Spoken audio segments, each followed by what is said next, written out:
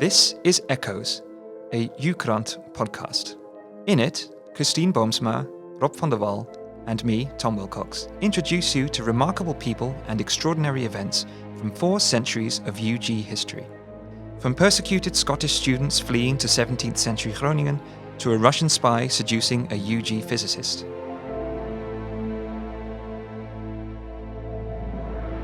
This is the first Dutch car.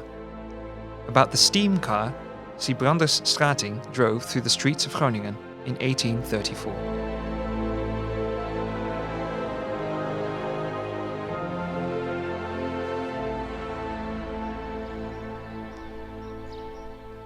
It was a beautiful Saturday, sometime in the spring of 1834.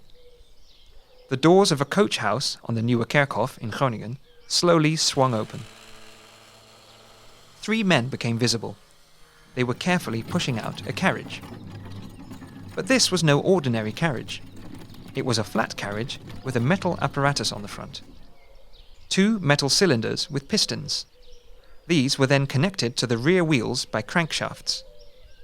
Directly mounted behind it was a simple bench. 3 men were working on the machine. They were Groningen professor Sibrandus Stratingh, his instrument maker, Christopher Becker, and a servant. While Becker added grease to the bearings and other moving parts of the machine, Stratingh poured a few jugs of water in the kettle attached to the machine. The servant put some blocks of peat in an opening at the bottom and lit them. Casual passers-by did not pay much attention to it at first, but that changed when the machine started hissing after a while.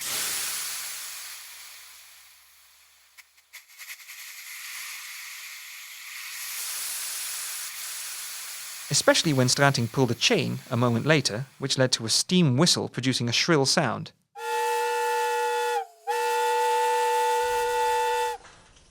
People were left standing. What was happening here? Becker looked at the pressure gauge. "Almost enough pressure," he said. Stratingh had already taken his place on the box. Becker and the servant pushed with all their might, and finally the vehicle started moving slowly, with no horse in front of it. As Stratingh opened a valve a little further, Becker raked up the fire in the burner. The cart started rolling faster. "It's working!" Stratingh gloated. "Of course," replied Becker. He was the one who'd made the machine for Stratingh, and he knew what it could do. Meanwhile, the group of onlookers grew to several dozen. People watched with open mouths. One person, seemingly recognizing the machine, muttered, "By gum, that's a steam engine!" A working steam engine in the city of Groningen. That had never been seen before. Steamships, which had appeared in the Netherlands in the previous decade, hadn't come to Groningen yet. Only a few people here had ever seen a steamship in Delfzijl or elsewhere. But the innovative Stratingh had soon become convinced of steam's potential and had adapted his research accordingly. It may lie slightly outside a chemist's purview, but it was still spectacular. Stratingh knew there would be applications. Meanwhile, the steaming carriage had turned the corner and travelled along the Ossenmarkt towards the Boteringenbrug, which was a fairly high arched bridge in those days. "Let's see what she's got," muttered Stratingh. Just before the bridge, the pair fired up the burner some more and let the pressure in the boiler rise. As the steam car lumbered up the bridge, the speed dropped for a moment. But the car managed to reach the highest point after all and ride down smoothly on the other side. The gentlemen now wanted to take their steam car into the city centre. After all, Groningen is built right on the tip of the Hondsrug, and there were plenty of sloping streets there. The ideal place to find out exactly what their invention could do. But that was tricky. So many people had flocked to see the miraculous self-propelled vehicle that the men decided to go back to the coach house. The crowds had simply grown too large. Besides, the test had succeeded on all sides. Stratingh and Becker had driven the Netherlands' very first car through the streets of Groningen. Yet you rarely hear about them. That's because steam cars are not considered real cars these days. But at the time, there were still so many options to explore. At the very first car race in 1894 in France, Of the 21 participating cars, no fewer than 7 were steam cars, including the winner. And in England, for instance, steam cars had been experimented with for decades. Englishman Richard Trevithick built one as early as 1801, nicknamed the Puffing Devil. But the steam engine was always placed at the back. That seemed practical. After all, the engine was hot, spewing smoke and steam and often sparks. Water splashed around and the noise was deafening. However, it also meant that a separate stoker was needed, as the driver sat in front. To keep the vehicle running safely, they had to communicate with each other. Quite a job, because between the stoker and the driver there was another cabin to carry passengers. This, of course, led to problems. Stratingh's car was fundamentally different. By placing the steam engine at the front, the driver could operate the engine himself and basically drive the vehicle alone. Stratingh and Becker were the first to design their steam car in such a way that it could be called a real car.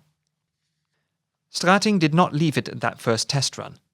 Later that year, and in the following year, he did more test runs, now outside the city, to be less bothered by crowds. On September 3rd, 1835, the gentleman finally performed a famous ride from Groningen to the Punt, 20 kilometers outside the city. The machine worked just fine. Yet we never heard anything more about this Dutch car. Stratingh's vision was not to blame. In a report, he outlined a future in which major cities would be connected by railways. Steam cars could be used to transport people and goods from railway stations to smaller towns. He also sent this report to the government in The Hague. However, it never arrived there, for unknown reasons. What did arrive was a detailed report of the test drives he had made in Groningen. However, the people judging it were hardly interested. They thought our country should pick between steam cars on rails, trains that is, or steam cars on ordinary roads. And the government went for railways.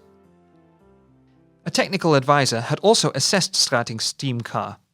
He found that a steam car that required one person to steer and then also operate the engine would be far too dangerous.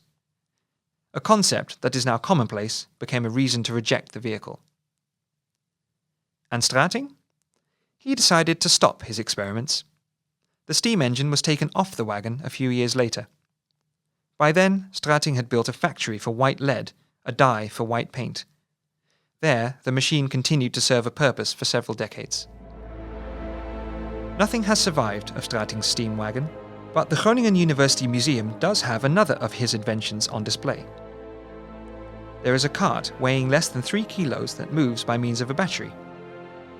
It was built in 1835 and is considered the very first electric car in the world. More literature can be found in the show notes. This episode was written and researched by Ulco Kooystra. Written by Christien Boomsma. Sound by Rob van der Wal. Voice by Tom Wilcox.